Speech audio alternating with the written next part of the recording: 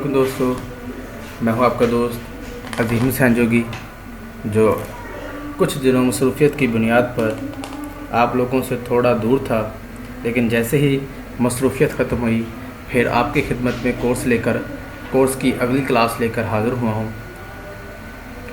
तो ये एक सर्टिफिकेट कोर्स है, तो इसके लिए आप सारी वीडियो ज़रूर देखें और कुछ चीज़ की आपको प्रॉब्लम हो तो आप पूछ सकते हैं।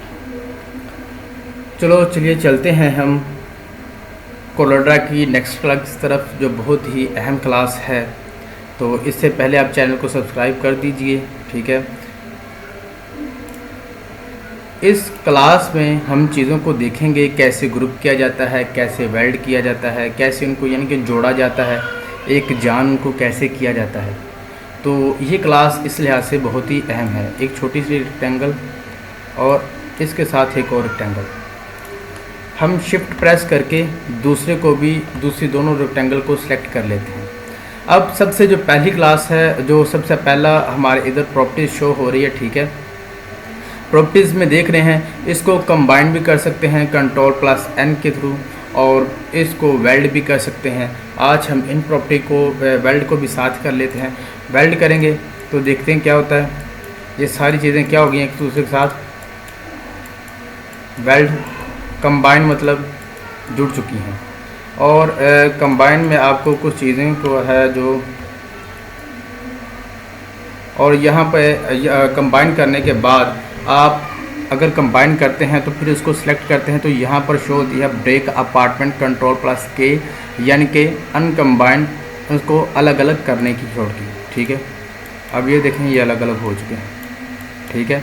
अब कंबाइन के हवाले से हमने एक और चीज़ भी देख लेते हैं कि ये चीज़ उस पर अप्लाई होती है। शिफ्ट करके सारों को सिलेक्ट किया और ये देखिए जो दरमियानी हिस्सा था, इसमें देखने वाली जो बात है वो ये है, पहले इसको सिलेक्ट करें दूसरा कलर और फिर इसको कर दें कंबाइन, यानी कि जो कलर जो बाद में ऑब्जेक्ट सेलेक्ट करेंगे उसका जो कलर होगा वही तमाम ऑब्जेक्ट जो कंबाइन हो जाएगा उसका हो जाएगा, और जो चीज़ें ओवरलैप होंगी वो वाइट की कलर हो जाएंगी, ताकि ये साबित करेंगे कि ये जो हिस्सा है ये ओवरलैप हो रहा है। इसको Ctrl+K कर दें या ब्रेक अपार्टमेंट यहाँ से क्लिक कर दें, और इनका देखें कलर वही का वही है।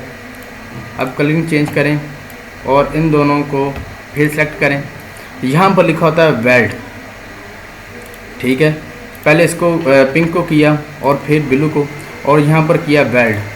वेल्ड करेंगे तो जो कलर हमने बाद में सेलेक्ट किया है वो क्या हो जाएगा, दोनों कलर के आ जाएगा, लेकिन इसमें जो हिस्सा ओवरलैप हो रहा है वो जाहिर नहीं होता। Ctrl+Z कर दें तो वापस आ जाएं, ठीक है।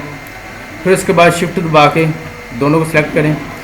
यहाँ पर लिखा होता है trim, cut out a portion of an object by using shape of another object, यानी कि जो ऑब्जेक्ट नीचे था उसने ऊपर वाले ऑब्जेक्ट को क्या कर दिया, कट कर दिया।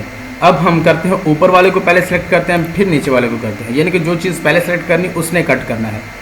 तो ये देखें, ये हमने पहले सेलेक्ट किया था तो इसने नीचे वाले को ख़त्म कर दिया, यानी कि जो ऑब्जेक्ट पहले सेलेक्ट होगा वो दूसरे ऑब्जेक्ट को जो ओवरलैप हो रहा होगा, दूसरा ऑब्जेक्ट जो सेकंड जिसको दूसरे नंबर पर हम करेंगे सेलेक्ट करेंगे उसको उस ओवरलैप हिस्से को कटिंग कर देगा, ठीक है। फिर हम इसको सिलेक्ट करते हैं और इंटरसेक्ट, आपने मैथ 9th और 10th की मैथ में इंटरसेक्ट वाला पढ़ा होगा, ठीक है। Create an object from the area where two more object overlap, यानी कि दो जो ऑब्जेक्ट हैं जब वो एक जगह पर ओवरलैप हो रहे हैं तो वो उस ओवरलैप का एक नया ऑब्जेक्ट बनाने के लिए इसको इस्तेमाल करते हैं इंटरसेक्ट को, ठीक है। अब देखें जो हिस्सा इसका ओवरलैप हो रहा था तो उनका क्या कर दिया उन्होंने, एक और ऑब्जेक्ट क्रिएट कर दिया। बिल्कुल सिंपल है ये टूल, आप इनको अप्लाई करेंगे तो आपको आसानी के साथ ही समझ आ जाएगी। हम Ctrl+Z करके वापस आते हैं और फिर दोनों को सिलेक्ट करते हैं। ये क्या था, इंटरसेक्ट, और ये क्या है, सिंप्लीफाई वगैरह। Trim overlap area among object, यानी कि दोनों जो ऑब्जेक्ट हैं उनके दरमियान जो एरिया ओवरलैप हो रहा है उनको क्या करता है, ट्रिम करता है, ठीक है, यानी कि ट्रिम करता होता है ख़त्म करने से मुराद, ट्रिम का मतलब होता है ख़त्म करना। अब फिर इसको आपको वजाहत से समझाने के लिए मैं को फिर समझाता हूँ कि ये जो है कि हमने पहले सेलेक्ट किया, इसकी सिलेक्शन जो है वो आपने ध्यान से करनी है, कौन सा पहले किया कौन सा बाद में किया, ये चीज़ें अपने ध्यान में अपने रखनी है। तो यानी कि इसका जो पहले है वो सेकंड है, जो भी है वो सारी चीज़ें इस लिहाज से आपको सिलेक्शन और ये टूल अप्लाई होती हैं। पहले हमने ब्लू किया है, तो फिर देख लेते हैं सिंप्लीफाई। तो जो ब्लू था इसने नीचे वाले को, यानी कि जो हमने पिंक बाद में किया है, तो पहले वाले ने दूसरे वाले को क्या कर दिया, ट्रिम कर दिया, उसका जो दूसरा हिस्सा था उसको ख़त्म कर दिया। अब फिर हम देखते हैं फ्रंट माइनस बैक। फ्रंट कहता है remove the back object from the front object, यानी कि फ्रंट ऑब्जेक्ट के जो हिस्सा था ओवरलैप हो रहा दूसरे ऑब्जेक्ट का, उसको क्या कर देगा, माइनस कर देगा। आगे समझ के नहीं आई दोस्तों। हम फिर वापस जाते हैं ताकि इस टूल को अच्छे से समझ सकें। हम नए टूल नया शेप ले लेते हैं ताकि हम बेहतर तौर पर काम कर सकें। तो फ्रंट माइनस बैक इन दोनों का हम ले लेते हैं, कलर दे देते हैं कोई ना कोई, ताकि आपको कलरिंग से सही समझ आए। शिफ्ट और इसको वो कहता है बैक माइनस फ्रंट। अब जो फ्रंट के बैक के ऊपर जो फ्रंट है, यानी कि ये वाला जो कलर है ये क्या हो जाएगा, सॉरी ये वाले टूल को सेलेक्ट करना था, तो जो ऊपर वाला था वो क्या हो गया, ख़त्म हो गया। ये देखें, ये कहता है बैक माइनस फ्रंट, यानी कि जो नीचे वाला ऑब्जेक्ट है उसके जो ऊपर ऑब्जेक्ट होगा वो क्या हो जाएगा, ख़त्म हो जाएगा। यहाँ पर बैक का मतलब होता है कि बैक जो है वो भी ख़त्म हो जाएगा और जो उसके ऊपर ऑब्जेक्ट है वो भी ख़त्म हो जाएगा जो नीचे ऑब्जेक्ट होगा। इसका मतलब ये होगा कि ये नीचे जो ऑब्जेक्ट है वो भी ख़त्म हो जाएगा और नीचे वाले ऑब्जेक्ट के जो ऊपर आ रहा है वो भी ख़त्म हो जाएगा, ये देखें, और बस ऊपर वाला ऑब्जेक्ट रह जाएगा। दोस्तों किसी चीज़ की समझ ना आए तो आप नीचे कमेंट कर सकते हैं ताकि मैं आपको समझा सकूँ।